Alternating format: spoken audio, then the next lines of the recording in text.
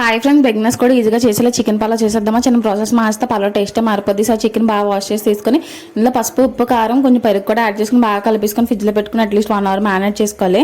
మీ అందరికీ ఒక చిన్న టిప్ అనమాట. కుకింగ్ ఎప్పుడు ఇంట్రెస్ట్తో చేస్తే కుకింగ్ ఎప్పుడు హిట్టే. స్టవ్ మీద వెడల్పాటు తపాలు పెట్టుకొని కొంచెం బటర్, కొంచెం ఆయిల్ యాడ్ చేసుకుని బిర్యానీ మసాలా స్పైసెస్ యాడ్ చేసుకొని బాగా ఫ్రై చేసుకోవాలి. తర్వాత ఇందులో సన్నతో నిల్వ ముక్కలు, పచ్చి ముక్కలు కూడా యాడ్ చేసుకొని మంచి గోల్డెన్ కలర్ వచ్చేదాకా ఫ్రై చేసుకోవాలి. తర్వాత ఇందులో అల్లం వెల్లుల్లి పేస్ట్ కూడా యాడ్ చేసుకుని పచ్చివాసన పోయేదాకా ఫ్రై చేసుకుని ఇందులో టమాటా ముక్కలు, సాల్ట్ యాడ్ చేశాను. టమాటా వేయి మగ్గుతాయి కదా అని చెప్పేసి.